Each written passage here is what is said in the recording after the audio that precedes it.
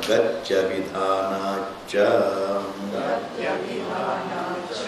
So, a conscious being in the I, not a Devatatma or the Jivatma, conscious being in the I is Ishvara, is the truth. Why? Shruta Upanishad ka gati abhidhana is mentioned as the gati, the goal of every living being. Gati means the very what man wants ultimately, that is the gati. You can't want anything beyond it. I want to be full, I want to be peaceful, I want to be happy, I want to be problem free. I want to be and be full. I can't want for more. Therefore, I can't want for more. Therefore, the fullness is the gati. Everybody wants gati. Everybody is interested in the fullness of one's own being. You see, there is no desire to achieve actually. The fundamental desire is only to be happy. It is only love to be, not the love. Even if one has the desire to achieve, in that desire to achieve, he wants to be happy. Yes, therefore the love is only to be. I want to be peaceful. I want to be loved, be happy. I want to be full.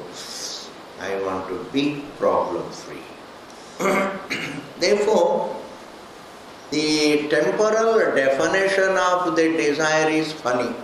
I want to get this, I want to accumulate that, I want to get this, I want to get this, I want to get that. We think this is the desire. That is not that. Behind that, those desires is the desire to be. If this is understood, then what happens is the desire to achieve becomes secondary. Then you work on the desire to be. I have only desire to be full. So if I have only desire to be full, that is only because the only explanation is that maybe that is my nature, and the Shruti says yes. Because it is very difficult to explain away this love for happiness. Why should one want to be full, happy? Why should one have love for existence? Why can't he embrace negation? I want to be and be full. The only explanation, the biggest breakthrough in life is this. Why does man want to be happy? The biggest breakthrough. Why does man want to be free? Why does man want to be peaceful? And this one desire to be peaceful, the desire to be happy, the desire to be free, he can't edit. He can't control, he can't renounce, he can't do anything about it. That means it is universal and it is choiceless. I can't use my will against it. I can't meddle with my love for fullness. My will can't meddle. I can't meddle with my desire. My love for happiness, I can't meddle. Chalo, happiness nahi ho paya, chhod do. Aisa kabhi hoga? Because we leave things for happiness. We want things for happiness. We renounce things also for happiness. But happiness we can't renounce. I want to be. Now the question is, why does man want to be happy? That is because the only tenable explanation and the explanation that is in keeping with our evidence is that he happens to be full. That is his nature. There is no other explanation. I can never have choiceless attraction for anything other than me. I have only choiceless attraction towards my need. Therefore, the gravitation is always towards the truth. Gravitation is. Every living being is gravitated towards himself, the truth. And that gravitation is what we call struggle. Human struggle is nothing but gravitation towards himself. Only gravitation towards himself. And therefore, but Swamiji, we are all being gravitated towards our nature, then why don't we reach our nature? And we can't reach our nature, we have to recognize our nature.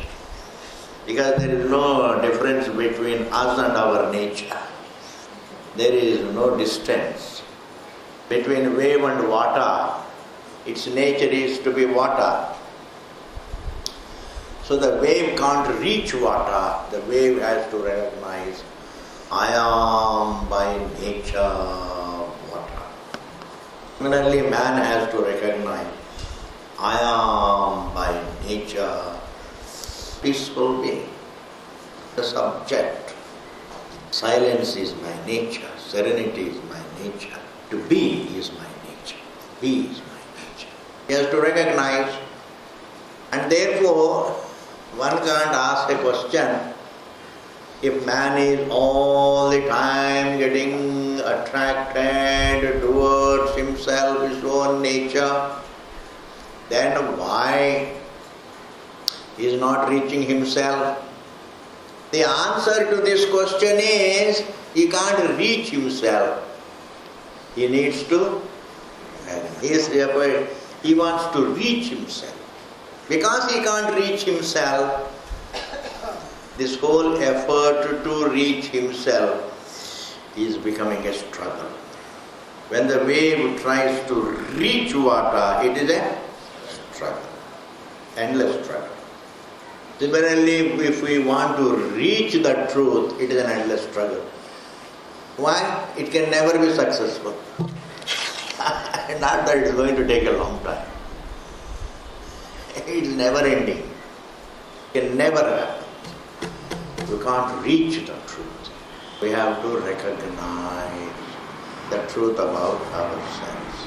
Okay, therefore, if the conscious being that is mentioned to be in the I, if the conscious being is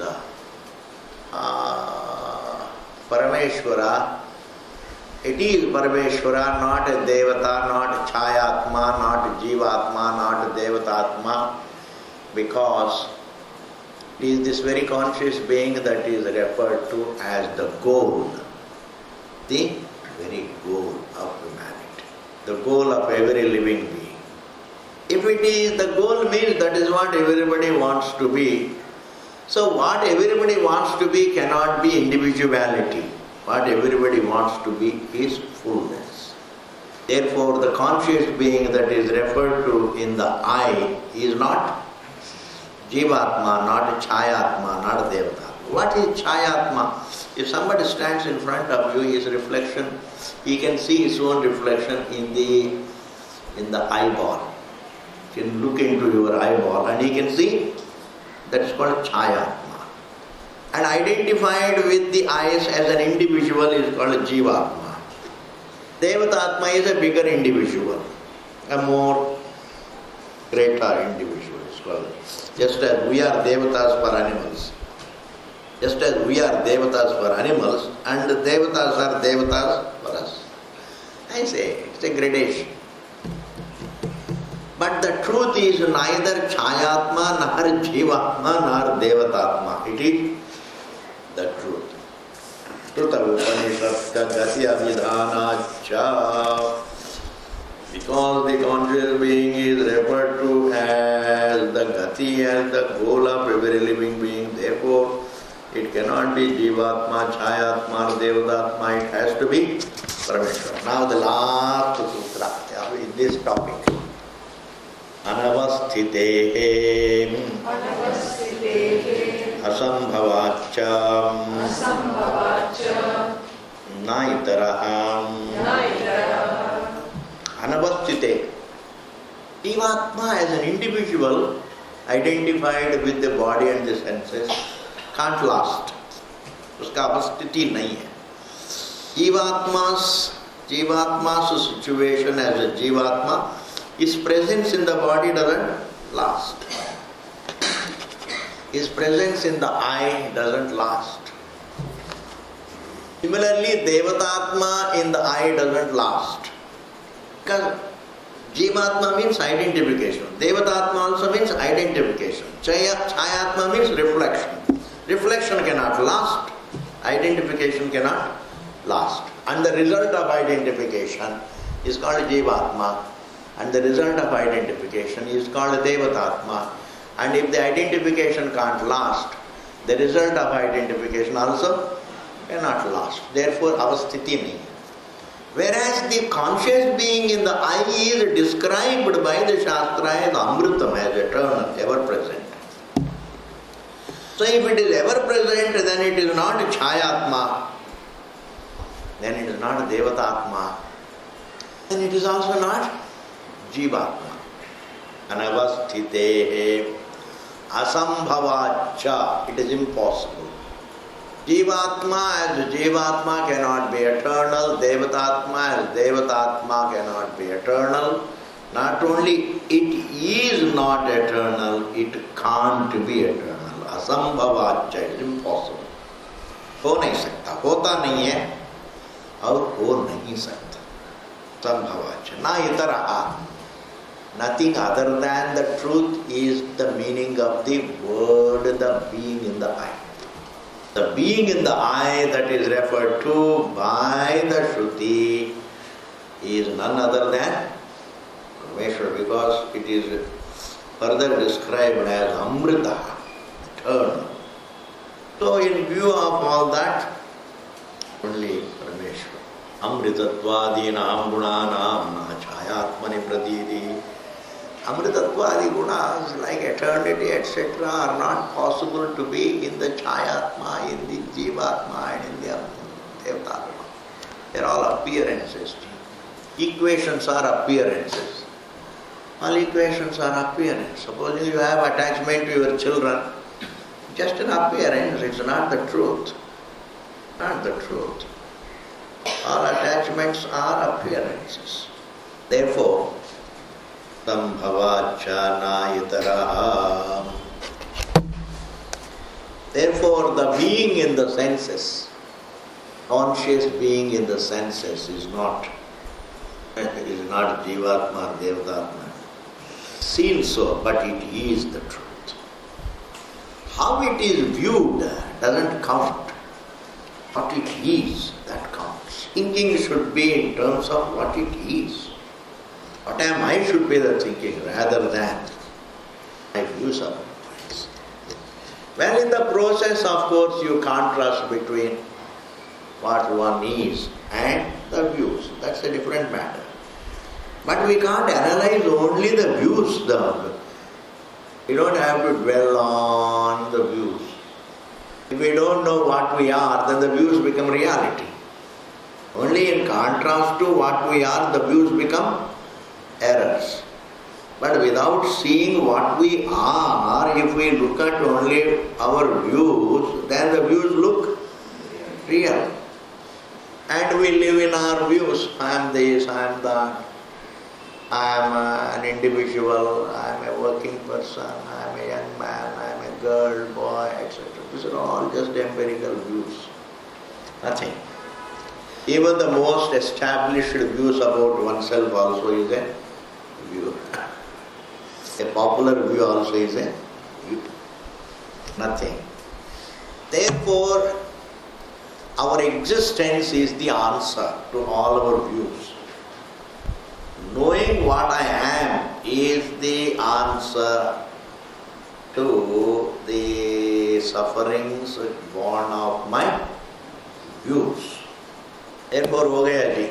Therefore, the being in the eye, the Akshipurusha, the being in the eye that is referred to in Tarahavayesha Kshinipurushah Drishyate Yesha Atmetu Hovacha Yedamrutam Abhayam Yetad Brahmeti Tat Yadyapi Asmin Sarpirva Budakam Va Sinchati Vatmani Eva Gacchati. This conscious being in the eye, even if you pour water on the eye, it only touches the eyeball, but it doesn't touch the being. Doesn't touch the being. Therefore, this being is sober. So, when we study Vedanta, how to determine whether it is Brahma Paravakyam or Jiva Paravakyam or Devatatma Paravakyam? Is it a sentence talking about Brahman or talking about Jiva or talking about Devatatma? We can only find it out by way of being, the qualities. That is called in a Vakya, Sesha. What are the qualities mentioned? Amrutam, Abhayam. These are all the qualities of Brahman. Sansari, desires, struggles. And these are the qualities of a Jiva. Similarly, Devatatma, worshipful, etc., etc. Therefore, in view of the Vakya Sesha means the remainder of a sentence, the descriptive qualities. The descriptive qualities tell us exactly whether it is Brahman or Jiva or. But here, Abhayam, Amritam, Brahma, these three words are there. The being in the eye is eternal, ever-present and unlimited.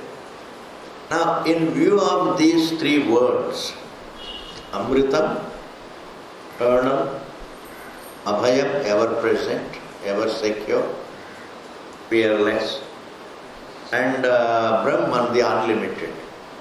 Eternity, unlimitedness, and free from all insecurities, etc. These can only be the qualities of the truth. They cannot be the qualities of any thought. Thought cannot be ever secure, not unlimited, not Brahman, the unlimited or ever secure or eternal. Okay. So when you read Vedanta, always keep in view what is Vakya Sesha talking. Vakya Sesha means the remainder of a Vakya. What are the descriptive qualities? Clear? Then we are going to start a new topic. Antaryami Adhidaivadishu Taddharmam Vyapadeshat Antaryami Adhidaivadishu Taddharmam Vyapadeshat.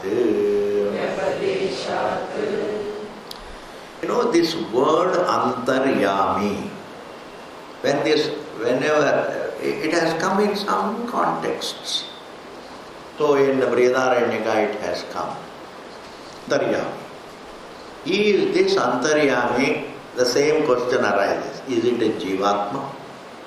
Is it our volition, our choice? It is within. Is it our choice that controls us? Is it our will that controls us, that guides us? Or is it Devatatma, some individual gods who have greater power than us that control us? Like animals can also ask this question. One animal, a cow can ask another cow, who controls us? Is it our own impulses, our own will?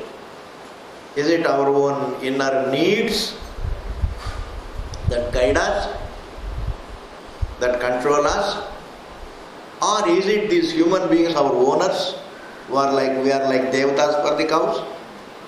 Just as the cows can think, who guides us? Our impulses, our volition, our own mind, our own dimag, or jivatma? Or is it our lords, the humans? In the same manner, we can also ask the question, who guides us? Is it our own inner choice? Is it our own inner will? Is it our own inner needs? All these look to be intellectually right. After all, we are guided by our needs. We are guided by our choice. We are guided by our volitions. We are guided by our common sense. So why should we think of something else as antaryami, the inner guide, the inner controller? Let me translate it as inner controller. I am not going to change that translation now. Antaha yami. Yami means the one who controls. So am I really controlled? Then the word control can be interpreted in so many ways. That's not a problem. But the translation of the word antaryami is the inner controller. Then we can interpret inner control means inner guidance and then the inner truth, vagara, vagara, vagara, jo bhi hai. But antaryami literally means the inner control. Then who is the inner controller? Is it my will? Is it my needs? Is it my common sense? Is it my education? Is it my sanskara? All mean only jivatma. Or is it devatas, our lords, like Agni, Vayu, all these? The stars guide us. Is it the stars? In astrology, the same devatas are called stars. Are we controlled by the stars? Are we controlled by our own inner thinkings and choice and will and needs and impulses, etc., etc.? Or are we controlled by the truth, Parameshwara? Because there is a problem, logical problem. If I say my choice controls me, then my choice should be not having another control. The one who controls should not have another control. That's a problem here. In this mimamsa, in this analysis, if we say if I conclude my choice controls me, then my choice should be independent. If I say my will controls me, then my will should be independent, not relatively, absolutely. Then it should have all the qualities of the absolute, called eternity, infinity, vapre, then problems come. But then I can't say my will controls me or my choice controls me, because themselves they are not free. In terms of existence, they are not free. Intellectually you may argue of wrong, we have free choice. But the very manifestation of the choice must have a source. Therefore, even existence, it doesn't have independent existence. It functions independently, but its existence, and when we talk about independence, we mean more in terms of existence rather than in terms of functioning. ये बहुत बड़ी बात है. It's not independent functioning that is called independence. It is independent existence that is called independence. So our will doesn't have independent because it manifests and becomes unmanifest. That means what? It doesn't have independence, meaning it cannot be ever evident. What is independently existent must be obvious, evident for eternity. The big phrase, obvious for eternity. It can never go into a state of being not obvious. It can never go out of evidence. But our will becomes unmanifest. That means what? It goes out of evidence. Our whole mind goes out of evidence. It becomes unmanifest. If it becomes unmanifest, that means it can't have eternal Similarly, if Devata, if we conclude, no, the inner guidance is the Devata, then whatever logic applies to our will should also apply to them, because they also live through their will. Devata means the will, is thinking, Devata's thinking.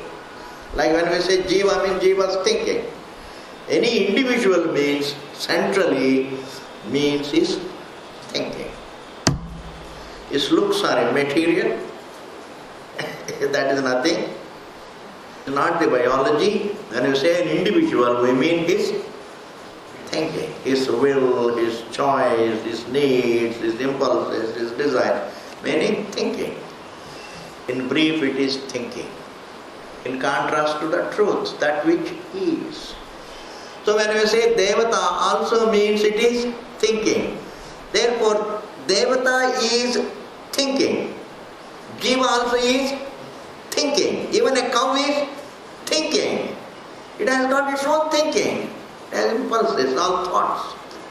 It sees the grass and says, let me go and eat. Its thinkings may not be as explicit as our thinking. So what? They are thinkings. And the definition of thinking is to be in contrast to what? Is the truth. Ever obvious truth, which need not be thought. A thought exists. Thought is only brought about by way of being thought. I have to think a thought for the thought to come about. Therefore, if the individuality of a jiva has no independence, then the individuality of a devata also doesn't have independence. Because devata also becomes manifest. I think of devata only when I become a jiva. The universe comes into my perception only when I become a jiva. So when I look upon myself as a form, then the universe comes into another, becomes seen. And in that context of my being an individual, I think of the Devata. Therefore, Devata also is my perception. Therefore, if my Devata, if I cannot be the Antaryami as an individual, the Devata also cannot be Antaryami as an individual. He cannot be Antaryami. That is why here the sutra says Antaryami. The Antaryami is Parameshwara. That is how it should be understood. Parameshwara is. Now we are coming from the beginning, Ji. Athato Brahma Jignasa, you have to know the truth. What is the truth? Janmadhyasya yataha shastra yonitvat tattu samanvayat yekshaterna shabdam, etc., etc. That truth is the Antaryami. Yeah, the present context. The truth that one needs to do jignasa, the truth that one needs to understand is the Antaryami. Antaryami means the inner controller. Controller always creates the impression that it must have a will to control. Control need not be through the will. Because human beings always think in terms of controller and control. We describe the truth also as the inner controller. Why it is called inner controller? Because when I control somebody, I use my outer body. I am an outer controller. When I control through my will, I am also an outer controller. The will also is objectified, so it is outer. Are you going to follow this point? Will is manifest, so it is outer. Body is outer. Why? It is objectified. It is seen by me. Mind is outer. So the very definition of the inner outer, you correct. When you come to Vedanta, the inner outer is put in their place properly. The word outer and the word inner fall in their right places, which is good enough. I think, I tell you, if these two words can fall in their places correctly in life, through Vedanta can help you to put outer in its place and inner in its place. I think you have done a lot. Yes, we have done a lot, Ji. Why? Because we just don't know what is outer and the inner is the truth. What I can't objectify is the truth, that is oneself. And all that I can objectify is outer. Therefore, antaryami, truth is the inner controller. That means he doesn't use the will to control, he doesn't use the mind to control, he doesn't use the body to control, he doesn't use the time to control, he doesn't use any instrument to control. And yet he controls. That means that gives us an insight. Like water controls the waves. Their control means what? Without water there are no waves. That is another kind of control. Controlling existence. We think controlling functions, but controlling existence. Generally we always think of controlling means controlling somebody's destiny. Controlling somebody. Controlling. Kuch hota hai, controlling. Even when I say the food controls our life, it's again a process. Listen to it very carefully, arams. Food controls our life means it's a process. It controls a process of living. Air controls me means it controls the process of living. A process. Most of the controls are exercised to control the processes. One country controls another country means controlling its process. Something, some process. Doodh mein jamun dalna. Jamun controls the transformation of the milk into curd. समझ गए ना? जामुन डालना पड़ता है. Jamun also is a great control object. Jamun डालना भूल गया, in the morning what do you have? Only milk.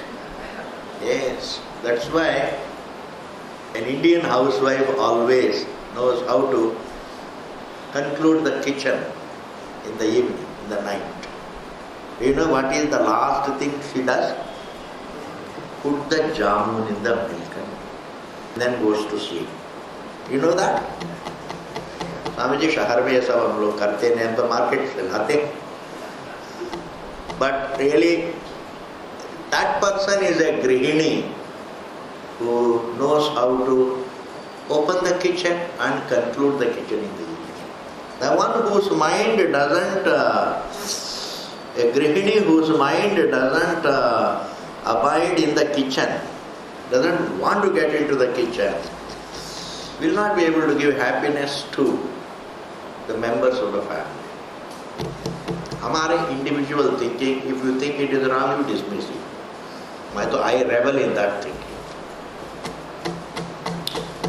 But anyway, jamun controls the process. Coming back to our point, let us not really get lost in the jamun.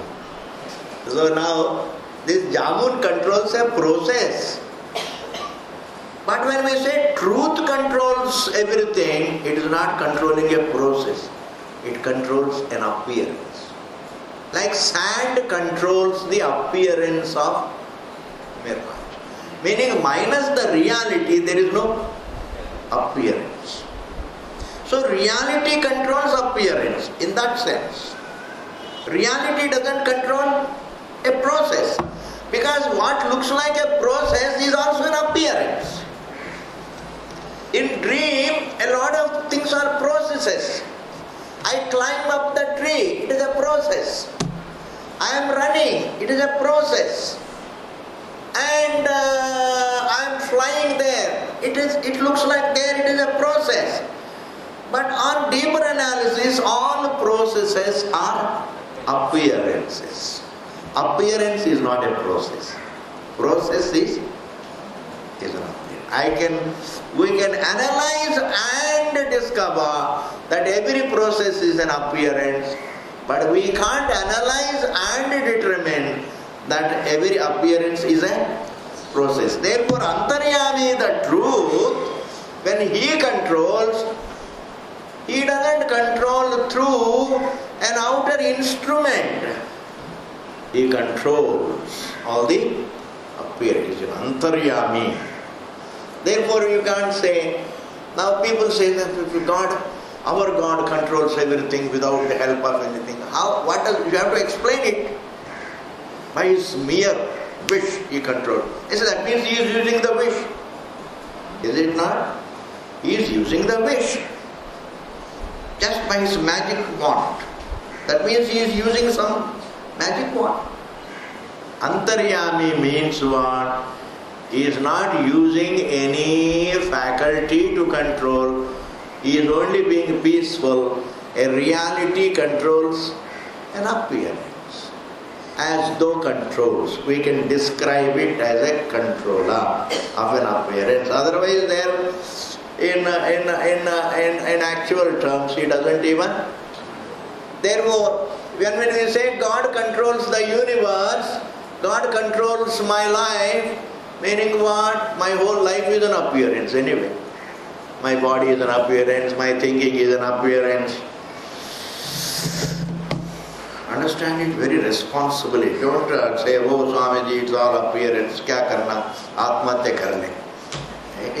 You have to understand Vedanta very responsibly, correctly. Therefore, life is an appearance. And the truth behind it is as though called the controller of the appearance. But the Tatparya, when we say God is the controller of the universe, the Tatparya means He alone is. That is the Tatparya. Water controls the appearance of all the waves. What is the Tatparya, the implication? Water alone is. Water alone is. Similarly, Antaryami controls everything means what? The Antaryami alone is. Antaryami Adhidaivadishu. And this inner controller is very, say, Adhidaivadishu. It is present in Adhyatma, Adhidaivam and Adhibhutam. It is there in every jiva. It is there in every element, in every bit of matter. It is there in every star. Adhidaivadishu tadharma vyapadeshat.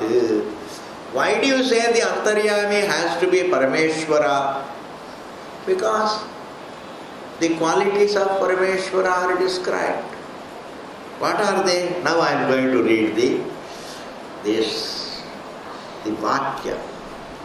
You know, whenever you write a sutra, it is meant to analyze a Vakya in the Shruti. And what is that Vakya that is said here?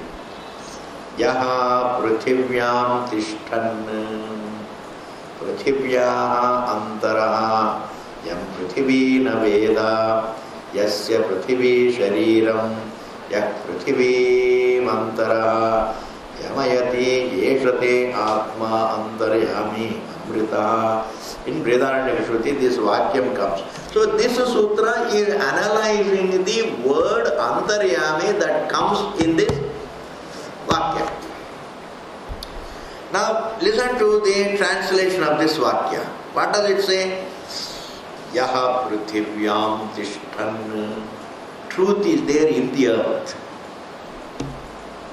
Prithivyaha antaraha. It is not located in the Prithvi. It is the within of the Prithvi. It is the material with which the Prithvi is made. Like waterness is the within of the wave. Within. The wood is the within of the table. The wood is the within of the table. It's the soul. The soul of the table is the wood. The soul of an ornament is gold. That is called the within. Therefore, the within of the Prithvi. Truth is there in the Prithvi as its within. Yaha prithivyam tishtan prithivyaha antaraha yam prithivi na veda. And which the earth doesn't know. Prithvi itself cannot objectify its soul. Prithvi cannot objectify its soul. The table, the form cannot objectify its own soul, the wood. Similarly, the Prithvi cannot objectify its own soul, the within. Prithivyaha antaraha yam prithvi na veda yasya prithvi shariram. And for which soul the Prithvi is the body. Yaha prithvi mantaraha yamayati, and which controls the Prithvi from within. Alright, you have said, then what? Yeshate Atma, this soul of the earth is indeed your soul. The truth of the earth is your truth. And it is Antaryami, it is Amrita, it is eternal. So this word eternal makes it Ishvara. The word eternal cannot make it Jivatma, cannot make it Devatatma, cannot make it any Atma, Chayatma. It has to mean the Parameshwara. Therefore, Antaryami, the inner controller, means only Parameshwara because it has the qualities of Ishvara. Antaryami adhidaivadishu dharma vyapadeshat. Now, why do you say it is Yami? Antaryami. Why can't you say it is inner presence? Why can't we say truth is the inner presence? If that person comes and goes and comes and goes, is that person, let him stay down. Why can't we say it's the inner presence? Why can't we say it is inner presence? Why do we say it is the inner controller? Does it not confuse the mind of a student? Hey, the Shruti, when it says it, there is some purpose served. Yes, it is inner presence. That is the Tatparyam. But as an explanation, how do you explain all these? These are all happenings. The waking appears, the dream appears, and the sleep appears, life appears, and the life goes. There are so many happenings. Life looks like series of happenings. Now, behind these happenings, if you say there is a presence of the presence of the truth doesn't explain away the phenomena. Therefore, I say the one who determines all the phenomena, the one who controls all the phenomena is called Antaryami. Once we say Antaryami, he is the one who dictates the entire creation. How? Because to begin with, you see, it's like this. My will dictates, my choice dictates, my needs dictate, my pleasures dictate, my pain dictates, my karma dictates my life. And the laws dictate. But all of them are rooted in the truth. Therefore, paramparaya means ultimately who dictates? The truth dictates. Topically, temporally speaking, temporally speaking, empirically speaking, who dictates? My own choice dictates, my will dictates, my desires dictate, my even destiny dictates, my prarabdha dictates, the laws dictate, the sun dictates, the air dictates. There are so many things which seem to dictate, which we all group together as Adhyatma, Adibhuta, Adidaiva. Adhyatma, all the inner faculties dictate my life. How I think dictates my life. Kya kara? My sanskaras dictate, my karma dictates, all this. And also my empirical phenomena. The outside nature dictates my life. My stars dictate. Therefore, the whole creation seems to dictate my life. Let us now be precise. The creation with all its laws dictate my life. Creation with all its laws dictates my life. dictates me. But this whole creation is rooted in the truth. Therefore, paramparaya. Paramparaya means ultimately. Immediately there are 1,000 factors which dictate me. But ultimately, truth dictates. An explanation. That means all of them are rooted in the truth. It's an explanation. If we talk about presence, it's not an explanation. Presence simply means ease. We explain away everything as created by Ishvara, sustained by Ishvara, goes back unto Ishvara. So we look at Ishvara as the creator, the source, the sustainer, and the resolver is an explanation. Similarly, Antaryami is the explanation. The problem is, as an intellectual, I always say, I am able to guide myself. What about the air? Minus air. Can your intellectuality help you survive? Can our intellectuality help us survive minus air? And that I am not authored. Therefore, I am living in the context of Antaryami really. I am able to think and live and function. Even as an individual, I am able to live only in the context of Antaryami, the truth. In the context of the truth, I am living. It looks as though in the context of the creation, but the creation itself, creation is not the fundamental context in which I am living. Creation is not the fundamental context in which we are living. Antaryami, the truth is the context in which we are fundamentally living. We are living in the truth. Living in the truth.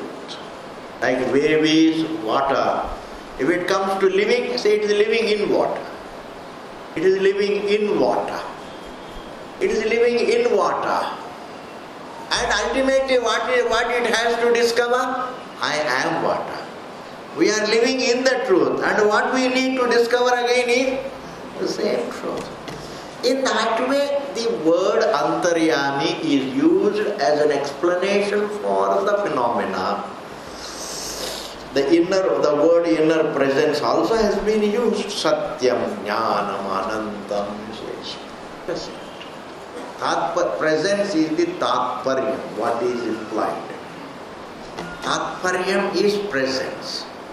Water brings about the waves, sustains the waves and withdraws all the waves back to itself. This is called prakriya, the method. But what is the tatparyam? Water alone. The silence throws up the sounds.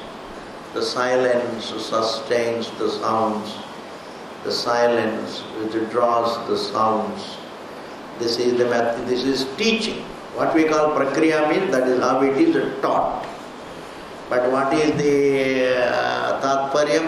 What is the implication? Silence alone is.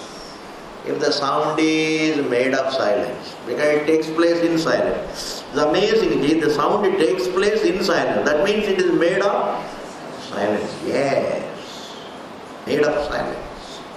Because sound is not born in the realm of taste or touch or smell.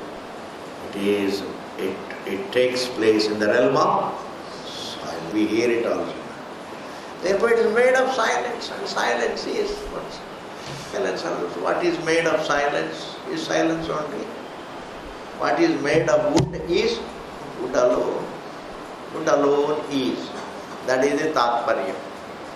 Okay? ये सारी बातें when we come back, we will continue. न जस्मात् धर्मा विलापात्, इसको फिर देखेंगे जी. We will see when we, because by the time we come back we are going to forget, and without forgetting we can't take the class again. Therefore it is necessary to have a vacation so that we can forget, so that we can come back again and again restart. Okay? Please, in vacation, go on spending time for long walks. If you want to be little free from old age problems, this problem, that problem, Just learn to be alone walking. Solitary walk. And with deep breathing. Go on breathing through your nostril and keep walking. It will help you. Take a lot of water. Don't unnecessarily worry. Because there is nothing to achieve in this world. There is something to understand. Existence is meant for understanding, not for achieving. Our grandfathers also achieved a lot. Where are they? They are gone. जो भगवान देता है भिक्षा रूप में खा लेना.